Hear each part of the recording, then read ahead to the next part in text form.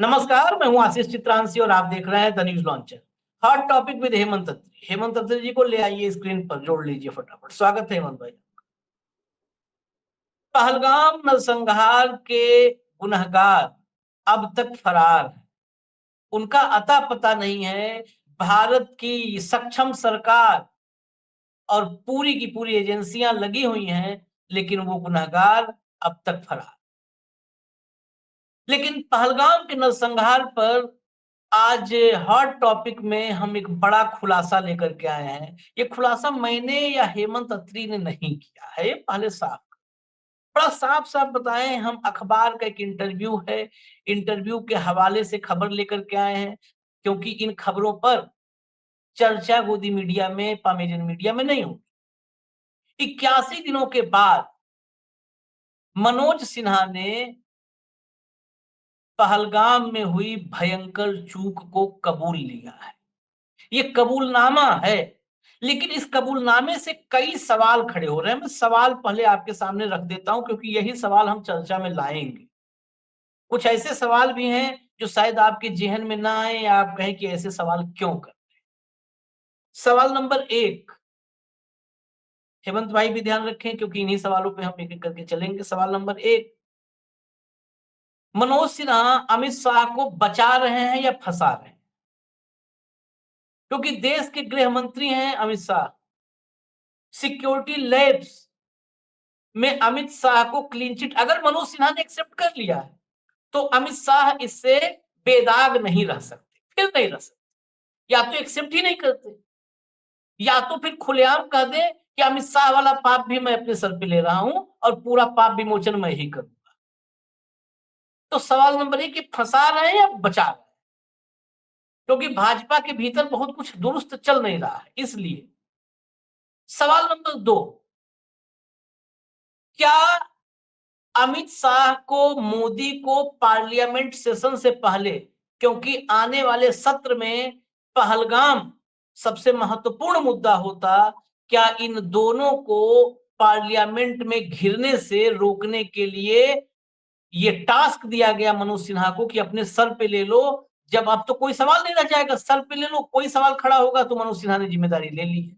सवाल नंबर 3, इतनी बड़ी सिक्योरिटी लैब्स अगर कबूल कर रहे हैं, तो मनोज सिन्हा क्या इस्तीफा देंगे, या बस भाजपा की नई संस्कृति के मुताबिक एक्सेप्ट कर लिया, इतने देश पे एहसान कर दिया, इस एहसान से देश कैसे चुकता करेगा उनका एहसान कि उन्होंने मान लिया गलती? इस्तीफा देंगे कि नहीं देंगे, और नहीं देंगे तो क्यों नहीं देंगे? और सवाल नंबर 4, 4 सवाल हैं। सवाल नंबर 4, भाजपा के राष्ट्रीय अध्यक्ष, ये आउट ऑफ द बॉक्स सवाल है, भाजपा के राष्ट्रीय अध्यक्ष को लेकर के हमेशा वैसे मोदी और शाह चौंकाने वाले फैसले लेते हैं, तो इसलिए मैं सब चौंकाने वाला सवाल भी लेकर आया हूं। कहीं ऐसा तो नहीं ये कुर्बानी, क्योंकि इसके बाद मनोज सिन्हा इस्तीफा देंगे, मनोज सिन्हा इसके इनकी वफादारी उस मुकाम तक पहुंच जाए कि मनोज सिन्हा को भाजपा की कमान सौंप दी जाए कि लो, यहां पर चूक मत करना, आ जाओ। ये चौथा सवाल है। सवाल नंबर 1 शुरू करिए हेमंत भाई। पहला सवाल, शाह को बचा रहे फंसा रहे? आशीष भाई नमस्कार, आपको सारे दर्शक साथियों को भी। देखिए, एक चीज आपको माननी पड़ेगी कि जैसा आपने कहा 81वें दिन इंटरव्यू आज छपा है, तो नेचुरली कल इंटरव्यू दिया होगा। 81वें दिन किसी बात का स्वीकार करना, इसकी थोड़ा सा बैकग्राउंड में चलिए। मनोज सिन्हा साहब ने जम्मू कश्मीर के एलजी के तौर पर कार्यभार कब संभाला था? 6 अगस्त 2020 को। आज क्या है? आज है 14 जुलाई 2025, यानी कि उनके कार्यकाल के केवल 23 दिन बचे हुए।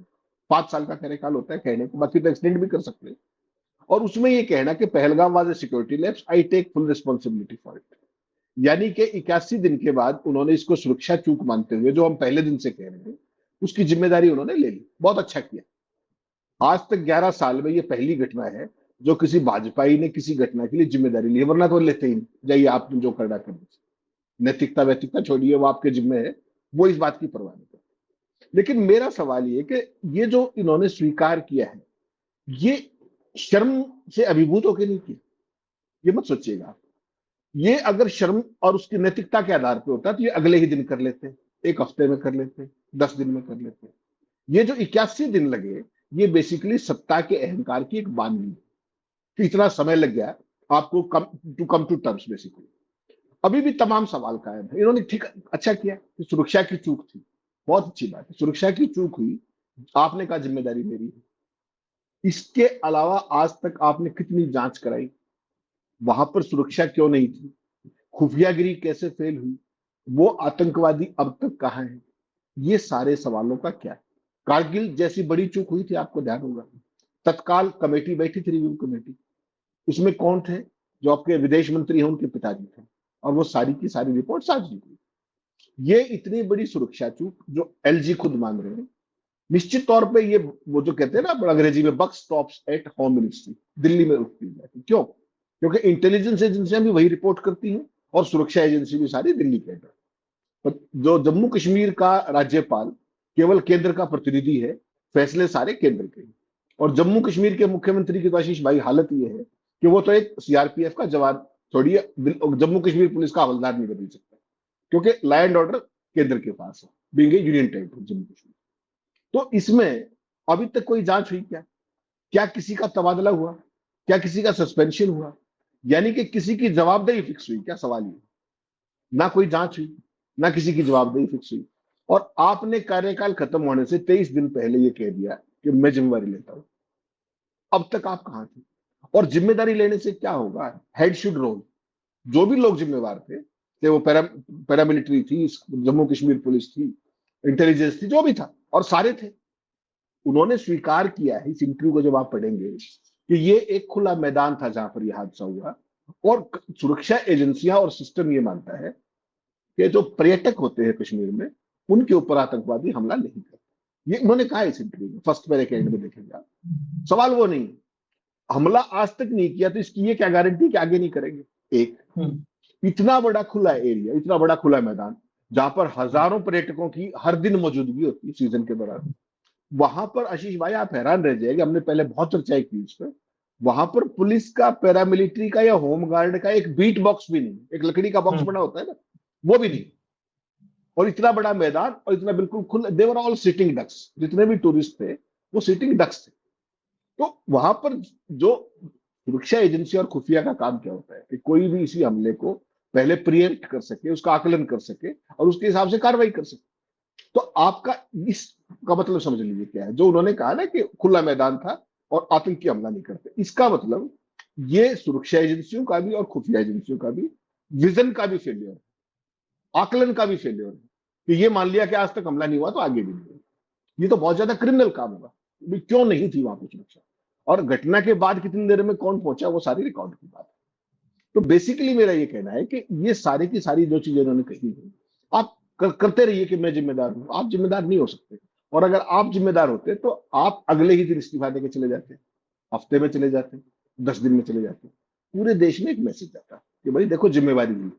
ये तो 11 साल में, जैसा मैंने आपको बताया, पहली बार है कि इस सरकार में किसी देश में या राज्य में किसी ने जिम्मेदारी लेने की कोशिश की है, लेकिन उसमें भी ना जांच हुई, ना किस तरीके के हेड्स रोल हुए, ना कोई कार्रवाई हुई, और ना कार्रवाई होने की उम्मीद है। ये एक बिल्कुल आपने सही पकड़ा है, ये एक फेस सेविंग ग्रेस है पार्लियामेंट सेशन से पहले।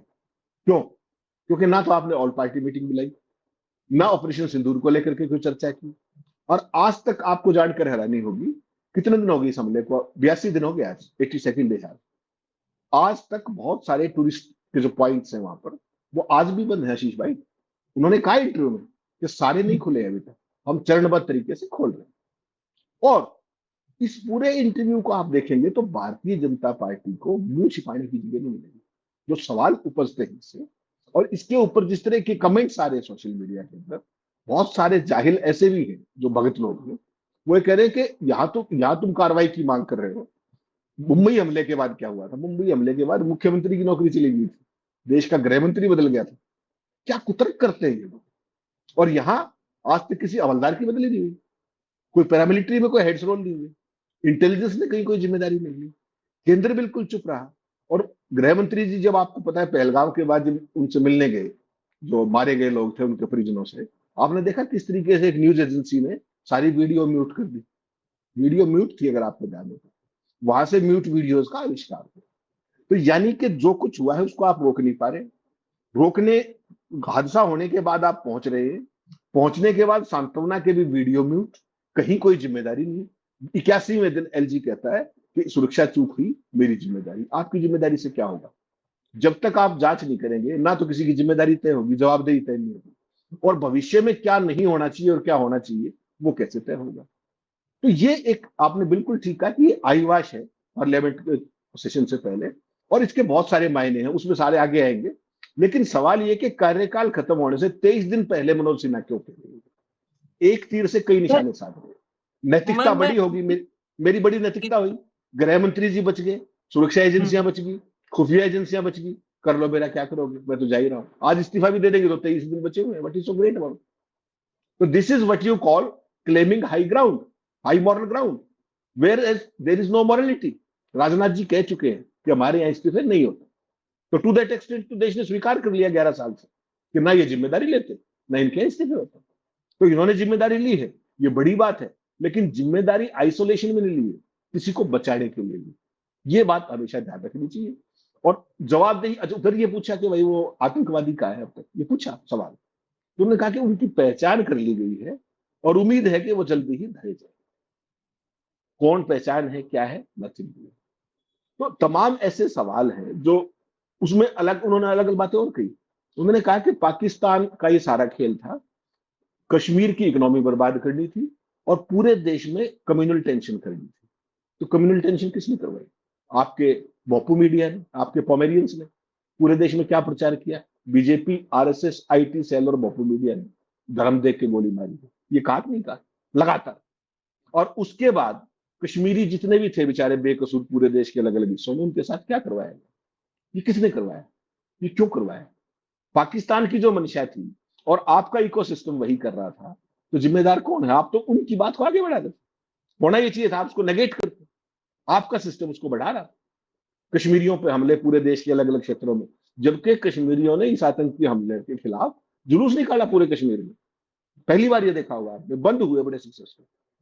तो ये कहते क्या है और करते क्या है, ये समझना बड़ा मुश्किल काम है। ये आपने बिल्कुल ठीक कहा कि ये किसी को बचाने के लिए जिम्मेदारी ली गई है, होना जाना इसमें कुछ नहीं है, केवल एक आईवाश।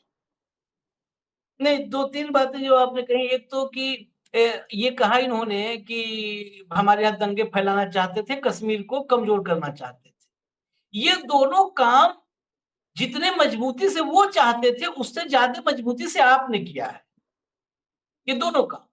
मैं इसको बड़ा साफ घुमा फिरा के नहीं, भाजपा का वो पामेरियन मीडिया और इकोसिस्टम छोड़ दीजिए, भाजपा के नेता, इन नेताओं ने कुछ छोड़ा?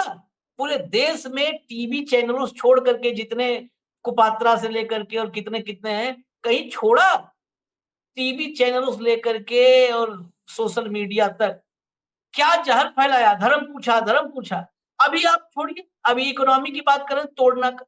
आप पहले अपने अपने घर में स्कूल लगाइए, पहले उनको पढ़ाइए। शुभेंदु अधिकारी नाम का एक नेता है आपका, सबसे आपका सबसे बड़ा चेहरा है, ममता बनर्जी को हराने के लिए आपका सबसे बड़ा हथियार है। कह रहा है कि कश्मीर नहीं जाइए, जहां मुसलमान आबादी है वहां मत जाइए, जाना है तो जम्मू जाइए। आपका नेता उस कश्मीर को अलग थलग कर रहा है, आपका नेता कर रहा है। किस मुंह से कर रहे हैं? इंटरव्यू में अगर इतना ही था, मनोज सिन्हा गाजीपुर से आते हैं, बड़े धीर गंभीर नेता हुआ करते थे, लेकिन वक्त के साथ साथ ऐसा लगता है कि 14 बाद ही इनका भी नवीन संस्कार हुआ है। आपने एक बात कही ना कि नई चीज हुई, कम से कम 11 साल में पहली बार किसी ने एक्सेप्ट किया। मैं इसमें ऐड ऑन करना चाहता हूं, फिर अगले सवाल पे आते हैं। ऐसा कुछ नया नहीं हुआ है, ये साजिशों की कड़ी में नया एक्सपेरिमेंट।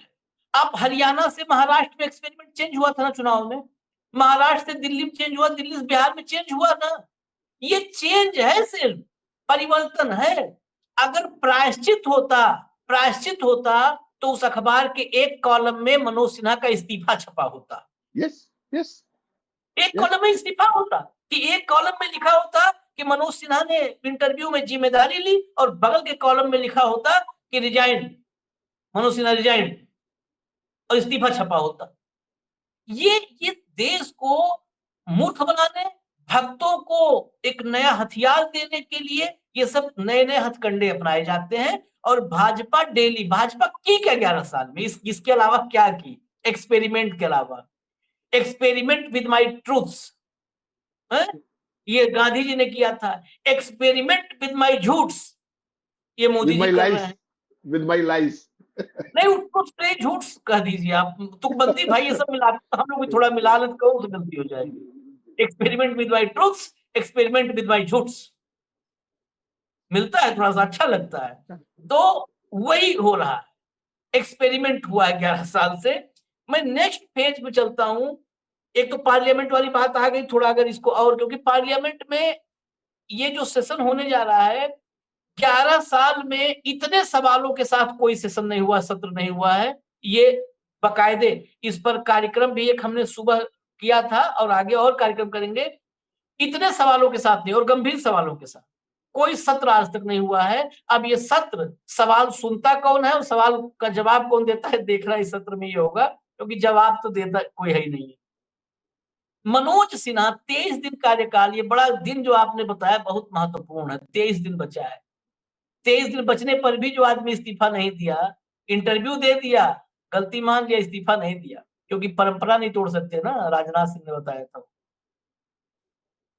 मुझे डाउट सा होता है, गलत हो सही हो, लेकिन मन का विचार तो लाना चाहिए चर्चा में। डाउट सा होता है, कई बार आउट ऑफ द बॉक्स ऐसे ही नाम आते हैं, और एक ये कुर्बानी और बलिदान बताता है कि ये बलिदान कर रहे हैं मनोज सिन्हा। या तो भाई एक्सटेंशन, एक्सटेंशन में कोई बड़ी आश्चर्य की बात नहीं है।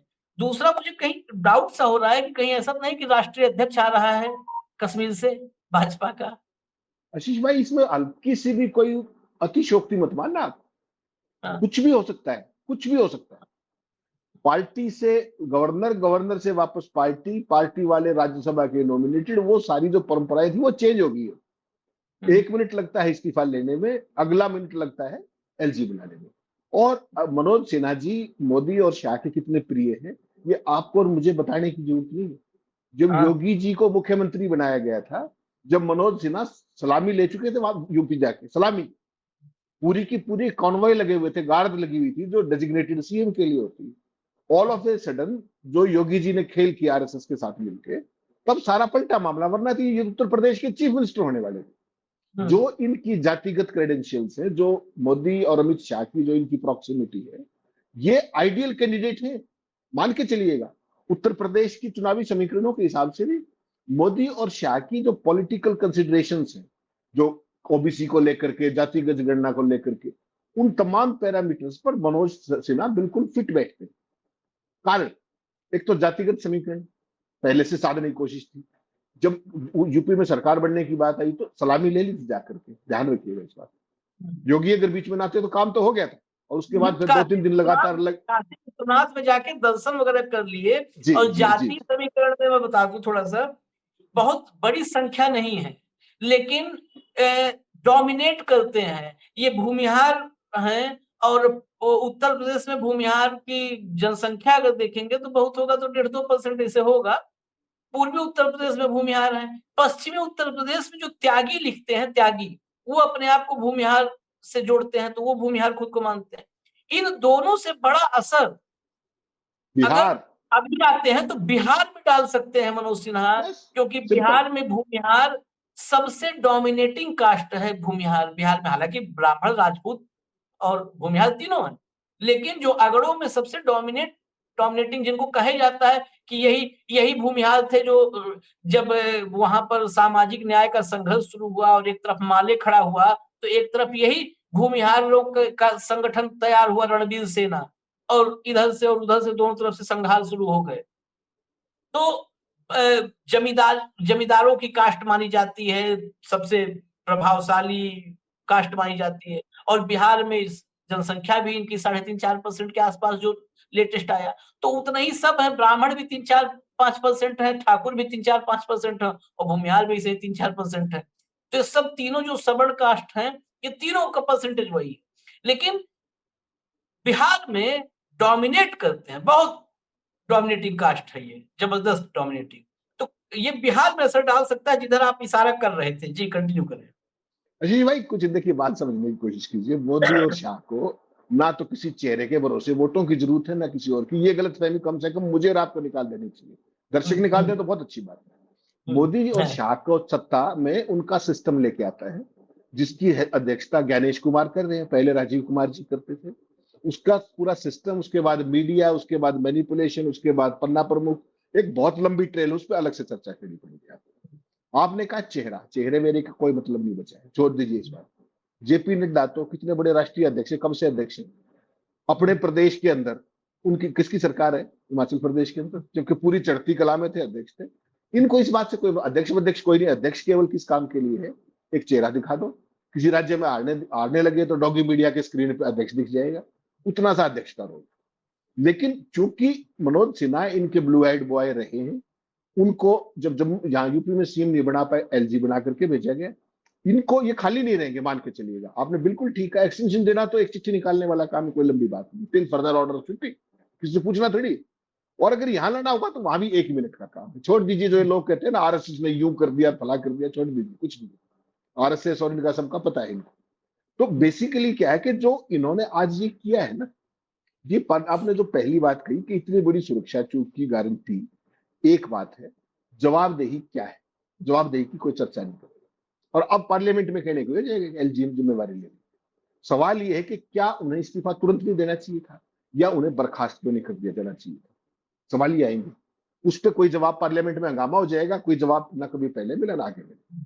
सवाल यह है कि ये सारा काम मोदी और अमित शाह की जो दिल्ली की अकाउंटेबिलिटी है, इसको सुरक्षा को लेकर के, खुफिया को लेकर के, उस सारे से बचाने के लिए सवालों को साइड स्टेप करने के लिए किया जा रहा है। सवाल मैंने फिर कि क्या इस कबूलनामे की जांच होगी कि कौन लोग जिम्मेदार थे सुरक्षा के लिए, खुफिया फेलियर के लिए कौन लोग जिम्मेवार थे। हत्यारों की जांच के बारे में क्या है, कहां है वो अब तक, क्यों नहीं है, किस लेवल पे वहां तक वो पहुंची है। इन सारे सवालों पर केवल आशीष चित्रांशी चर्चा कर सकते हैं। किसी भोपू चैनल पे या किसी पॉमेरियन पे तो ये चर्चा होना संभव नहीं है प्राइम टाइम पे, क्योंकि वो तो बात खत्म हो गई है।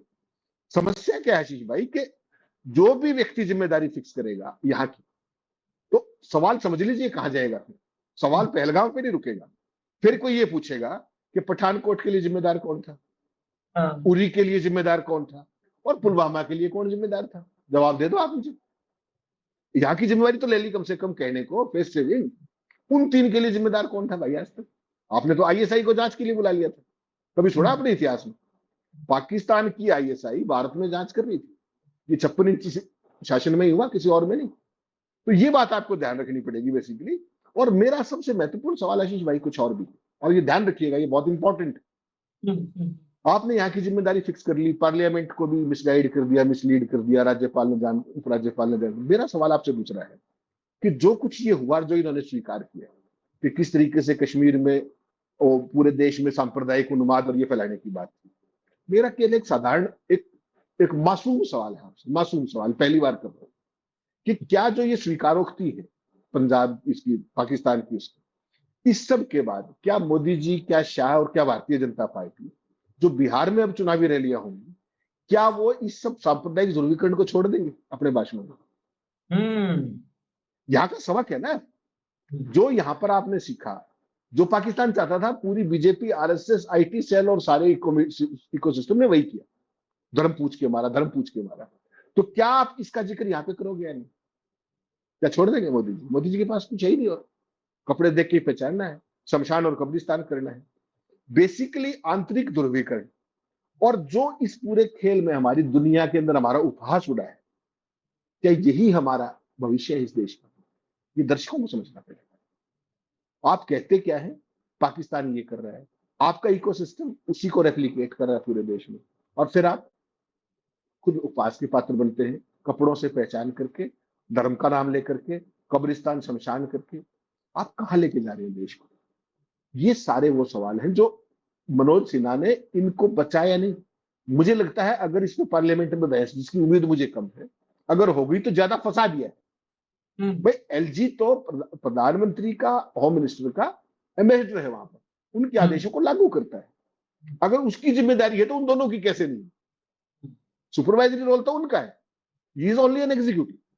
ये सारी चीज जो बेसिकली है, लेकिन ठीक बात है, यहाँ का स्वीकार कर लिया, उम्मीद करूंगा उरी की भी स्वीकार करे, कोई पठानकोट की भी करे, पुलवामा की भी करे, और बताए देश को कि कहां सुरक्षा चूक हुई, कैसे खुफिया चूक हुई, आगे कैसे नहीं होगी, इसकी जवाबदेही कैसे तय होगी, कब तक तय होगी, टाइम बाउंड चीजें बताएं। और नहीं तो देश को फुसलाते रहे। भक्तों ने तो कह दिया कि मुंबई हमले में क्या हुआ था, फला में क्या हुआ था। ये डिफेंस का मामला नहीं है, ये पूरे देश की एक रणनीतिक चूक है, आपराधिक चूक है। इसके लिए हेड शुड रोल, ताकि भविष्य में ऐसी गलतियां ना हो। इसको you are trying to defend the indefensible, which is not possible. तो मनोज सिन्हा ने जो कहा है वो अध्यक्ष बन जाए, कोई बड़ी बात नहीं, मुझे हैरानी नहीं होगी। उनको एलजी का एक्सटेंशन मिल जाए, मुझे कतई हैरानी नहीं होगी। वो उनके ब्लू आइड बॉय है। एक सेकंड लगता है एक फोन पे, ये तो कह रहा चिट्ठी निकाल दो, बात खत्म। अध्यक्ष बनने के लिए चिट्ठी निकालनी, उसके लिए भी चिट्ठी निकालनी, खत्म। इतनी सी बात है। बिल्कुल, वक्त हो गया है, बस चलते चलते 1 मिनट लूंगा, क्योंकि ये जो महत्वपूर्ण विषय हम लाए अध्यक्ष वाला ना, इस पे थोड़ी सी क्लैरिटी होनी चाहिए। देखिए, अध्यक्ष मोदी की पसंद का नहीं बनेगा, ये मान लीजिए आप, मतलब पसंद में हामी, सब कहते हैं ना कि सब में हम भी शामिल हैं, शामिल बाजा, तो मोदी रहेंगे। लेकिन अध्यक्ष की असली लड़ाई शाह और संघ के बीच है। अध्यक्ष शाह का होगा कि नहीं, और बहुत सारे लोग कहेंगे मोदी और शाह में क्या फर्क है, इस पे जाएंगे तो अलग कार्यक्रम हो जाएगा।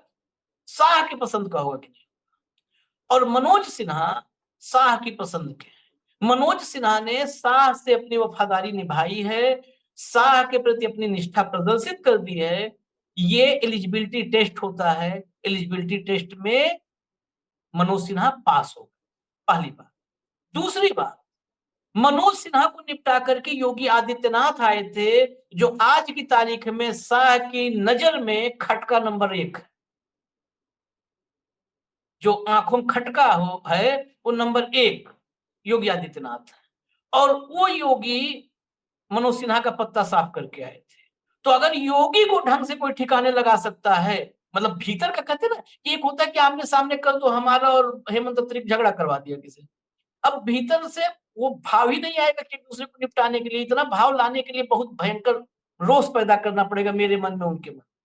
एक नेचुरली होता है कि एक नेचुरली, अब वो अगर मनोज सिन्हा को मौका मिल गया राष्ट्रीय अध्यक्ष के रूप में, तो कुछ एफर्ट नहीं करना है अमित शाह को।